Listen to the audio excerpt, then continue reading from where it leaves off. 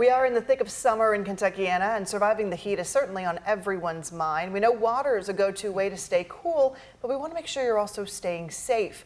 Tanika Lindsay here with U of L Health has some great suggestions to help. So let's start with children. Death by drowning is more common with children than adults. What are some of your suggestions for parents this summer? Thank you so much for having me today.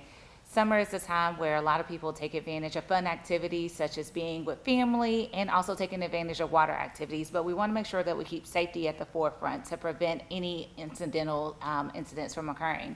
So the CDC says that on average about 4,000 people will die a year from unintentional drowning, and that number equals about 11 individuals a day, and we don't want that for anyone here in our Kentuckiana area or anyone else. Children between the ages of 1 and 4 actually have the highest rate of death, so we never want to leave children in an area of water unattended, and want to make sure that we keep an eye on them at all times. As it relates to flotation devices, not every device is the same. So inflatables such as this, as well as pool noodles, we never want to use those for the purposes of protection in the water because they just don't provide the same coverage as a life vest would or even an approved flotation device. And making sure that they are applied properly is also important as well.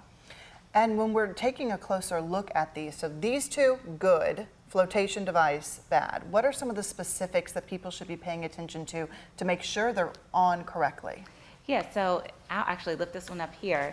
So this particular vest, as you can see, it's really actually difficult to get in and out of if you are a 3-year-old. So it's not going to be easy to easily come off. And there's actually even a clip. So this actually goes in between the legs of the child. So it makes it very difficult for this child to come out of this vest in the case of being in the water. And then also this one here, as you can tell, this actually has a clip in the back. So again, as we're keeping kids safe, we don't want them to accidentally take it off because their friends don't have one on. So we definitely want to make sure that as we're putting these on them, that we encourage the child to leave it on the entire time and also make sure that we put it on safely from the beginning. Perfect. Okay, so now we definitely want to hit on this. When we're talking about adult swim safety, we're really talking more about open water, so lakes, rivers, things like that. And it's a whole different situation. What should people be paying attention to?